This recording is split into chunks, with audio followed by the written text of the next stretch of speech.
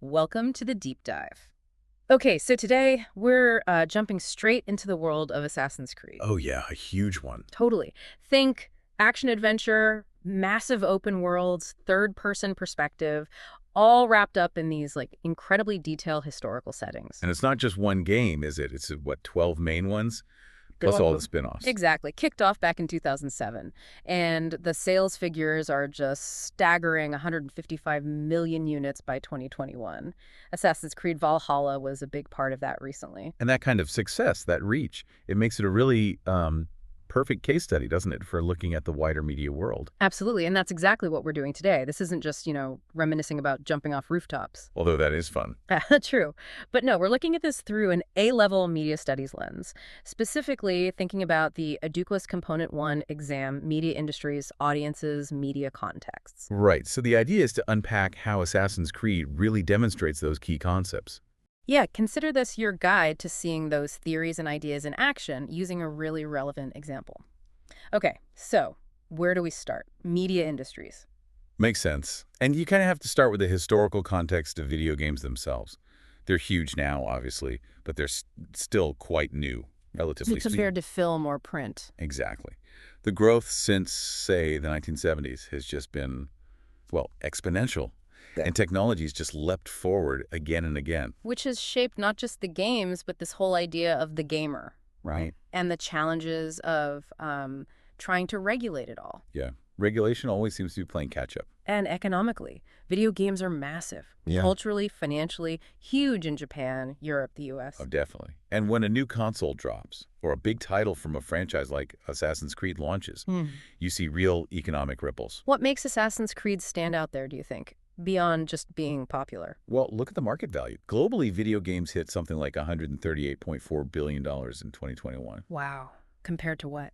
Back in 2012, it was around $52.8 billion. Big jump. And mobile gaming is the bit that's growing fastest. Right. So for a franchise like Assassin's Creed, it's not just about selling the initial game. It's about how they produce it, distribute it, generate revenue afterwards. And crucially, owning that IP, that brand. Which leads us neatly into production and distribution, doesn't it? How these games actually get made and out to people. Yeah, and production techniques have had to evolve massively. The competition is intense. Audiences expect more. So innovation is key. Absolutely.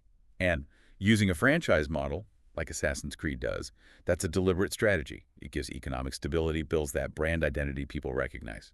So how has that model really worked for Assassin's Creed? Well, you see the direct link between the tech improving and what they can actually do in the games. Gameplay gets more complex, graphics are incredible now, advanced CGI. Yeah, the level of detail is amazing. And for a studio like Ubisoft, making these huge games often means a multinational approach. Drawing talent, resources from all over, it's pretty standard for the big players. Makes sense. And you just can't talk games without digging into technological change. Assassin's Creed itself has some really interesting examples. Like Liberation. Exactly. Assassin's Creed 3rd Liberation, originally for the PS Vita, remember the Vita? Oh, yeah, handheld, touchscreen, Wi-Fi, 3G, stuff we take for granted on phones now. Right. And putting a main series title on that was a big move, trying to bring those high production values to portable gaming. What statement was that making, you reckon? I think it showed ambition, definitely. Yeah. Trying to sort of merge that console quality with playing on the go. But it wasn't just for Vita, was it? No, that's true. They later released it in HD on consoles and PC.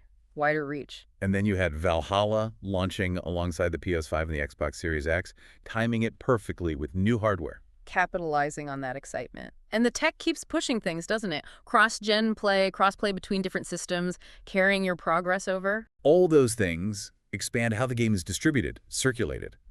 Lets them add more content, which ultimately means more revenue. Yeah. And the gameplay itself keeps getting more immersive. Think about Odyssey. Oh, yeah. Huge leap there. And now they're talking about Assassin's Creed Infinity, a live service game. Like Fortnite. Yeah, clearly inspired by that model. The idea seems to be this evolving platform, maybe jumping between different historical periods. So less about standalone big releases. Yeah, potentially. It promises longevity, continuous content. It's a pretty big shift from the old model. What do you think that means for, like, the player relationship? That's a massive question to unpack. Okay, let's switch tracks slightly. Regulation, always a tricky one, especially globally. It is. Rules vary, But you do see more standardization happening, especially in Europe. So what's the setup in the UK? That changed, didn't it? It did. Until July 2012, it was mostly the BBFC, the Film Classification Board handling games. Right, I remember that. Then the VSC, the Video Standards Council, took over, mainly using the PGI system, Pan-European Game Information. Ah, the age ratings we see on the boxes. PG-18, PG-12. Exactly. Those age ratings, plus the little icons for content like violence or bad language. The whole point was to get everyone in Europe using the same system, especially for protecting kids. How's PG meant to do that, harmonize things? Well, the idea is a single, clear set of labels and warnings. So parents, or anyone buying a game, can understand the rating regardless of which European country they're in. Avoids confusion from different national bodies having different standards. And how effective is it? Is it seen as having teeth compared to maybe the old BBFC system for games or the ESRB in America? That's a good question. Its effectiveness is definitely debated sometimes. Okay, let's talk about digital convergence. Media technologies kind of merging together. Assassin's Creed has examples here too, right? Even early on. Yeah, think back to Liberation again. If you had it on the Vita and you had Assassin's Creed III on the PS3, You got extra stuff. exactly, you could unlock exclusive content by linking them. That's an early, pretty direct example of convergence being used to, add value and maybe encourage you to buy both.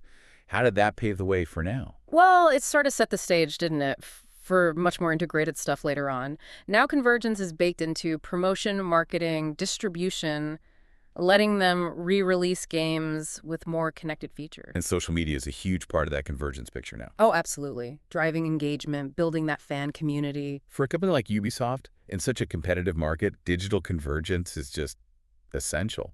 And it's good for fans, too, in many ways. They become creators, making gameplay videos, streaming. Yeah, the YouTube and Twitch effect. But there are downsides, too, right? The risks that come with everything being so connected. Piracy, leaks. Always a concern. Okay, for those listening who are really digging deep, maybe for A-levels, let's layer in some theory. Regulation first. Livingstone and Lunt. Yes, their work is really relevant here. They talk about how convergence and all these new media forms make regulation much more complex. New tech brings new possibilities, but also potential new risks that regulators are always trying to figure out how to handle. So what questions does that raise for video games? Well, should the rules be more flexible? Should the industry regulate itself more?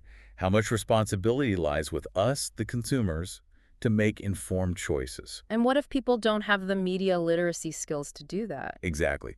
Livingstone and Lunt's ideas about consumer versus citizen-based regulation give us ways to think about those challenges specifically for games. Interesting. And what about Hesmondhaw? Cultural industries. His work helps explain the strategies companies like Ubisoft use to basically minimize risk and get the biggest possible audience. Like using genres people already know. Precisely. Genre formatting. Assassin's Creed is a perfect example. You know roughly what you're getting. The brand itself reduces uncertainty for the audience. And the sequel model plays into that too. Totally. It's that balance. Hesmondhaw talks about familiarity so the audience feels comfortable, but enough novelty, like a new historical setting or story, to keep it fresh and exciting. Right. He also points out how these big media companies often operate across different cultural industries now. Ubisoft is huge in games, but it's also competing in a space with tech giants. Facebook, Google, Amazon, who are pouring money into interactive entertainment. Yeah, the landscape is definitely shifting. Okay, let's pivot to audiences, starting with the social and cultural context. Games don't exist in a vacuum, do they? Not at all. They reflect society, but they also shape it. Think about how women have been represented in games historically, or the lack of women in development roles. And those old assumptions about who gamers actually are, mostly male, right? Which wasn't always accurate. Exactly. And you can see Assassin's Creed adapting over time, responding to social changes, different audience expectations, bringing in female protagonists like Aveline or Cassandra in Odyssey. Which makes you ask, okay, is that genuinely challenging stereotypes? Or just finding new ways to package them? And how do different people in the audience read those characters? Yeah, based on their own backgrounds and experiences. So how do the producers actually target and attract audiences? That strong brand identity must be key. It's a massive advantage. Yeah. They can target people who already like Assassin's Creed, but they also release games on loads of different platforms, consoles, PC, sometimes mobile, to reach as many different types of players as possible. And the games themselves build a sense of identity, right? Connecting with characters, being part of that online fan community. Definitely. And the producers actively try to construct that audience through their choices.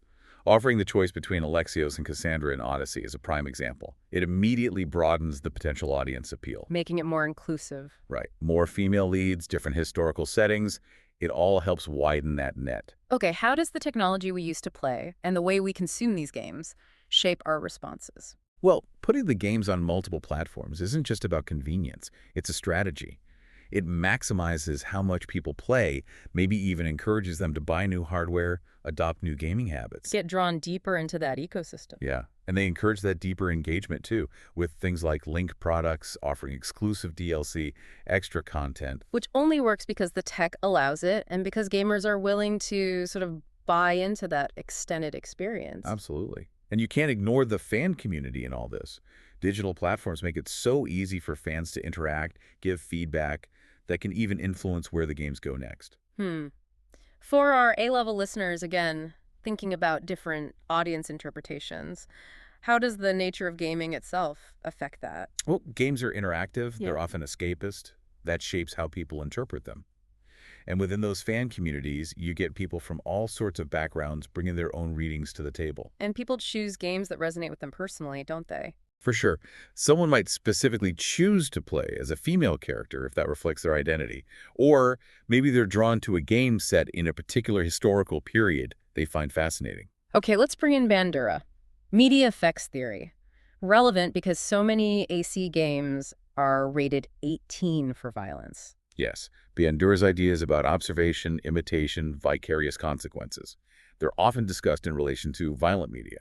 His famous Bobo doll experiment, for instance. So what are the key points from Bandura we could apply here? His research suggested people, especially kids, can learn behaviors by watching them, including in media. So it raises questions. Does the violence in Assassin's Creed lead players to imitate it? What kind of behaviors might be copied? And this feels like a big but. Playing a game isn't passive watching, is it? Exactly. In Assassin's Creed, you are actively choosing to perform those violent acts within the game's rules and narrative. You're not just observing. Does that active participation change how Bandura's theory applies? That's a critical point to consider. Definitely a different dynamic. Okay, one more theorist. Henry Jenkins and Fandom. Crucial for video games. Their success, especially for a franchise like Assassin's Creed, is so tied up with fan culture, particularly online communities. Games on the internet really grew up together, didn't they? They really did. So you have the social side within the game, like multiplayer, but also these massive communities outside the game forums, wikis, fan art, cosplay. How does Jenkins see those fans? As active participants, not just passive consumers. They can be huge advocates, spreading the word, creating content. But they can also be really harsh critics. Their collective opinions can definitely influence development. And tech has just made it easier for them to interact with developers, with each other. Massively. Jenkins talks about participatory culture. Fans aren't just consuming, they're creating, remixing, building identities through their online interactions, through role-playing. It's a whole ecosystem. So wrapping things up, it feels like Assassin's Creed is this brilliant lens, doesn't it, for looking at media industries, audiences, media contexts, all interacting. Absolutely. We've touched on the history, the economics, the social side, the tech, all those contexts that the Educa spec wants you to consider. They're all woven together in a franchise like this. Yeah, you really see how a huge media product like this both comes from and shapes the industry around it, and how audiences engage with it in complex ways. It's that constant interplay. Yeah. Shaped by context, but also shaping it. Okay, so here's a final thought for you to mull over. Thinking about how Assassin's Creed has evolved and how media keeps converging, what's next? What future trends might we see in gaming? And how will the way audiences engage keep changing? Lots to think about there. Definitely. Until our next deep dive, keep exploring.